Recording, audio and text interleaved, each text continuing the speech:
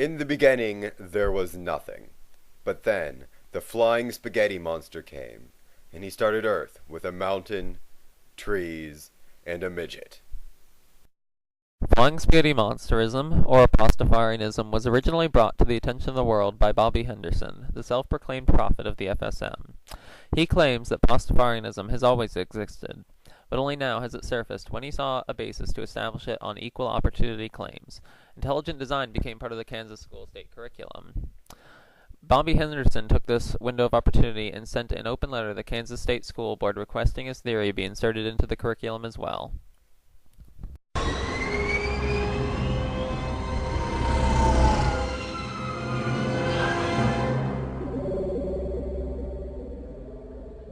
The chair recognizes the senator from the sovereign system of Naboo.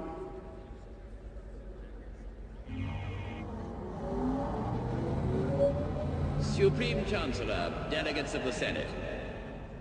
I am writing you with much concern after having read of your hearing to decide whether the alternative theory of intelligent design should be taught, along with the theory of evolution. This is outrageous. I object to the senator's statements. The chair does not recognize the senator from the Trade Federation at this time. I think that we can all agree that it is important for students to hear multiple viewpoints, so they can choose for themselves the theory that makes the most sense to them. I am concerned, however, that students will only hear one theory of intelligent design. Let us remember that there are multiple theories of intelligent design. I and many others around the world are of the strong belief that the universe was created by a flying spaghetti monster. It was he who created all that we see and all that we feel. We feel strongly that the overwhelming scientific evidence pointing towards evolutionary processes is nothing but a coincidence, put in place by him. It is for this reason that I am writing you today, to formally request that this alternative theory be taught in your schools, along with the other two theories. Reject. There is no proof. This is incredible. We recommend a commission be sent to Naboo to ascertain the truth. In fact, I will go so far as to say, if you do not agree to do this, we will be forced to proceed with legal action. I'm sure that you see where we are coming from. If the intelligent design theory is not based on faith, but instead on another scientific theory, as it is claimed, then you must also allow our theory to be taught, as it is also based on science, not on faith.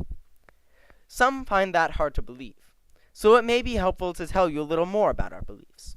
We have evidence that a flying spaghetti monster created the universe. None of us, of course, were around to see it, but we have written accounts of it. We have several lengthy volumes explaining all details of his power. Also, you may be surprised to hear that there are over 10 million of us, and growing. We tend to be very secretive, as many people claim our beliefs are not substantiated by observable evidence. What these people don't understand is that he built the world to make us think that the Earth is actually older than it really is. For example, a scientist may perform a carbon dating process on an artifact. He finds that approximately 75% of the carbon-14 has decayed by electron emission to nitrogen-14, and infers that this artifact is approximately 10,000 years old, as the half-life of carbon-14 appears to be 5,730 years. But what our scientist does not realize is that every time he makes a measurement, the flying spaghetti monster is there changing the results with his noodly appendage. We have numerous texts that describe in detail how this can be possible, and the reasons why he does this. He is of course invisible and can pass through normal matter with ease. I am sure that you now realize how important it is that your students are taught this alternate theory. It is absolutely imperative that they realize that observable evidence is at the discretion of a flying spaghetti monster. Furthermore, it is disrespectful to teach our beliefs without wearing his chosen outfit, which of course is full pirate regalia. I cannot stress the importance of this enough, and unfortunately cannot describe in detail why this must be done, as I fear this letter is already becoming too long. The concise explanation is that he becomes very angry if we don't. You may be interested to know that global warming, earthquakes, hurricanes, and other natural disasters are a direct effect of the shrinking numbers of pirates since the 1800s. For your interest, I have included a graph of the approximate number of pirates versus the average global temperature over the past 200 years. As you can see, there is a statistically significant inverse relationship between pirates and global temperature. In conclusion, thank you for taking the time to hear our views and beliefs. I hope that I was able to convey the importance of teaching this theory to your students. We will, of course, be able to train the teachers in this alternate theory. I am eagerly awaiting your response, and hope dearly that no legal action will need to be taken. I think that we can all look forward to the time when these three theories are given equal time in our science classrooms, across the country and eventually the world.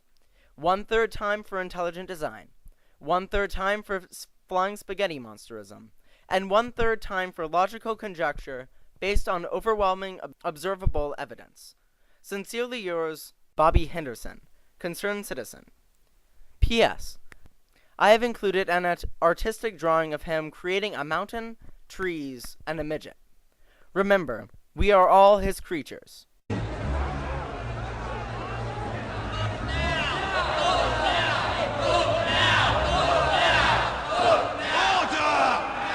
So let's recap.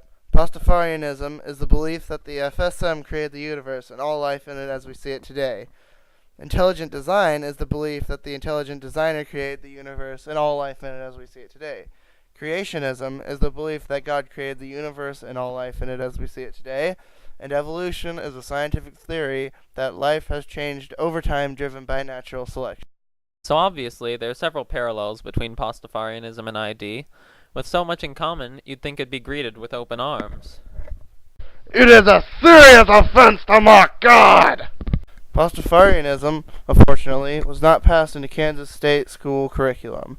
However, that hasn't stopped Bobby Henderson and his some odd million followers from attempting to insert themselves into every nook and cranny ID does. In Kansas, Florida, and all across the United States, flying spaghetti monsterism continues to laughingly fight for the separation of church and state.